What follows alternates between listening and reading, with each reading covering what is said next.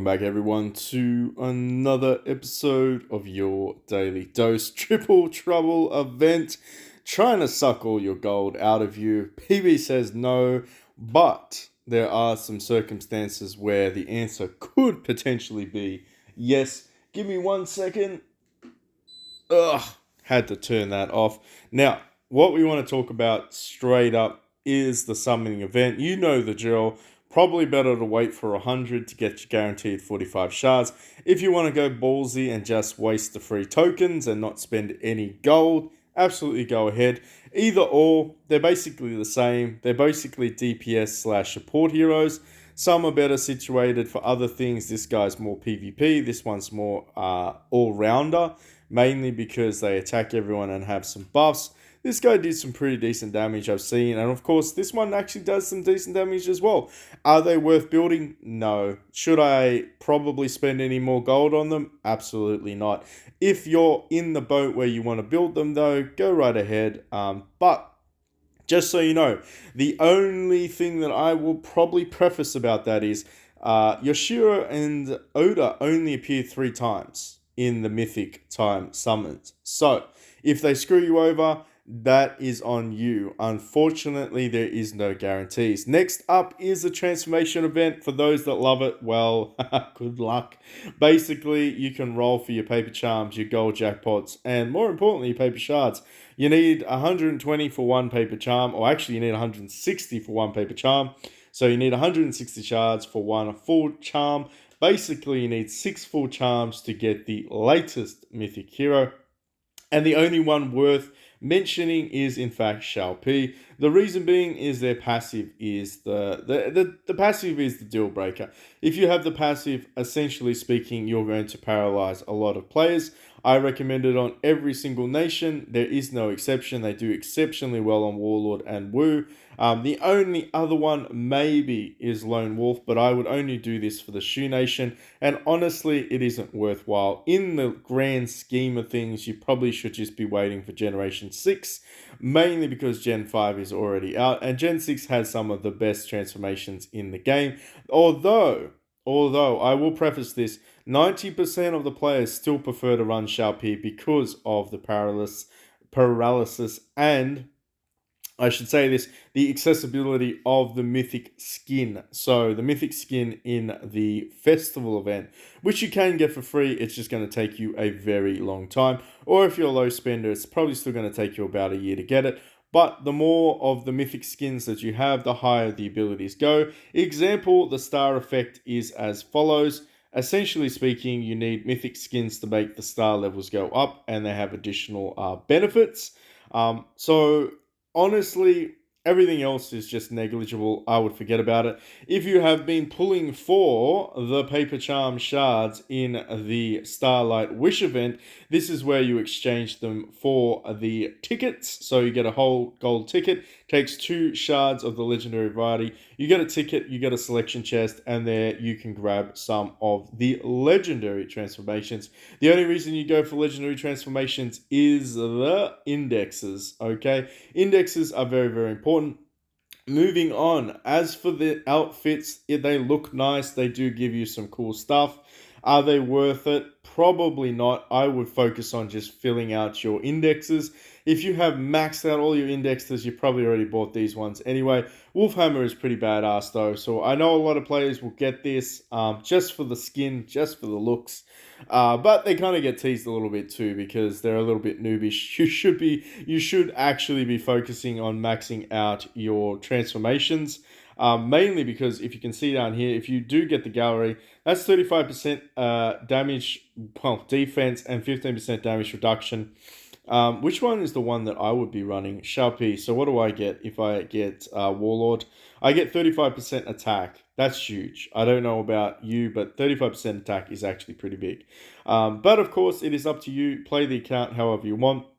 Another alternative is to grab out any of your remaining outfits. Unfortunately, they are literally a couple of months behind, and I think they do it on purpose because they force people to spend for arms race.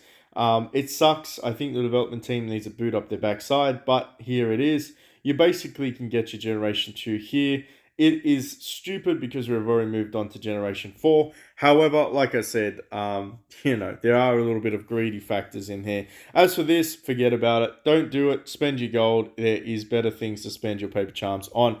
In terms of drop rates, they are not disclosed, so let's see if we get lucky. You will get some guaranteed paper shards though. So every 20 bomb, you get 12 of those. So there you go. If you want to spend some gold, spend some gold. I would only do so if you are close to getting your last charm, your last full charm, and you are looking to get some of your transformations. Other than that, is it really worth spending 15k gold for 50 pulls? Probably not.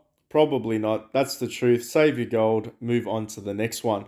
Now, billionaires. This is where things get a little bit more interesting because we do have the newest beast out. For those that are curious, this is the scoreboard. You need to get into the top 10. No, let's be honest. You probably need to get into the top 5 to make this worthwhile. If you have a look, we only have 3 on the board at the moment. What are my rewards? Top 5 gives you 60. And that's maybe worth it. Top 4 is 80, which is almost a guaranteed copy. Of course, 1, 2, and 3 is a guaranteed full copy of a mythical beast. However, like I said, you're going to be competing against some people. Wait until the last day. If you can't get in the top 4, top 5, maybe the top 5, don't worry about it. Can I actually fight you and win this time? Ace, no. I mean, we can fight you just to see. Let's skip ahead. See if we can kill at least one of you. Ha! Can't even kill one of you. That's funny. Before we used to be able to beat him all the time. I think they spend a little bit of money. But in terms of this, just go ahead and collect your dices. Mandatory. It is mandatory for you to basically buy those mythic dice every single time. I wouldn't even recommend not doing it.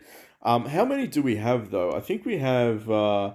I want to say we have like 36, so we should maybe be able to get on the board, right? So we need 60 to get on the board minimum. How many we got? We got 51, so we can actually get on the board for this event, which kind of brings me to the next level, or should I say, the next part of the video. There are some interesting value packages. So for those that are light spender or dollar spenders, they actually gave us 2 billionaire sort of selection things. This one is the dual one, and this one is just the normal one. But I mean, for a couple of bucks, you can pretty much just get the 6 a day. They do give you some gold, and they give you the option for transformation. I don't think many people would pick transformation in the selection chest. Pretty sure 99.9% would pick the other one. But there are some cool options there if you are interested. In terms of God's blessing, let's have a quick look. Pretty stock standard. There are going to be some tempting offers. They are going to give you some Generation 4. If you just want to go balls deep and get that one, you can do that one. And of course, there is the limited time Heroes token one. I still feel like maybe this one is the better value out of all of them. Just because you get the guaranteed shards, which is odd. Which is an odd thing to say, but I still feel like a lot of players are still building a lot of their Generation 1 to 4 Mythic heroes. In terms of value, there is some value there. But if you just want to go purely for the dice, well, you can get some of these shards as well. So it is your decision. I would have liked to have seen Pixiu in that pack, to be honest, because we've kind of transitioned into the Pixiu era coming to an end. When I say coming to an end, I think most players have probably got at least 1 star Pixiu by now. Maybe even just a normal star Pixiu. Let's be honest. I feel like that's probably the case. But let us jump straight into the juicy bit of the video. So for those that are curious, for those that are wondering, Fire Deity has appeared. Pretty much mandatory to run Fire Deity. If you're not running this, you're doing yourself a disservice. The main reason is because they pretty much do more damage than all the other monsters at the moment. This one here, and of course the newest one, which is we're just going to call him Gutsy, Greedy Guts. He is probably still up there in terms of strength, but this guy here essentially does damage reduction and damage bonus. He will give your frontline hero a pretty decent boost as well in terms of overall. Would I recommend spending on this one? Yeah, I would. I would focus on Fire Deity. I would try to get Fire Deity to 4 star and then focus on the rest of them. The majority of these mythic heroes at the moment, besides Thunder Beast, is pretty much just, I guess, support based would be the word. If you want to build every single one of them just to 1 star for the indexes, I would advise doing that. But afterwards, focus on Fire Deity. Fire Deity is worth is worth all the attention. If you are a new player to the game, brand new, I would focus on Inferno Quang-Ji and Heaven's Dragon, and that'd pretty much be it. But there are so many events where you can get that for free, so don't worry too much about it. In terms of the gear chest here, forget about it. Unless you're an absolute Megalodon, it isn't worth your time. In terms of the epic ones, you can only get this from the legendary pools, and as you can see, nobody pulls for them anymore. They're just not worth it. Honestly, they're just not worth it. Let's finish this off with some summons. Maybe we get lucky. Maybe we get super lucky. I would only recommend doing this if you can get a guaranteed on the leaderboard. But you never know. You never know. The account could be favorable. We may, in fact, get a full mousy. I want to say maybe. Maybe we'll get a full mousy. Can you give me a mythic mousy, please? No? Okay, we're going to do some solo pulls because you never know, right? You never know. This account has had some serious luck with the solo pools department. Let's do 10 solo pools, make everybody watch. We need those billionaire tokens. We really do. I mean, worst case scenario, I think we can get the bull to like 1 star this event. No joy, no joy. But we did get 60 tokens. 60 tokens is absolutely okay. Of course, you get these random little gold events as well. What's this one? Who was the vanguard of anti-Dongzhao alliance in the Battle of Hulong Pass? The vanguard. I'm going to go with this guy. Sun Jiang it was.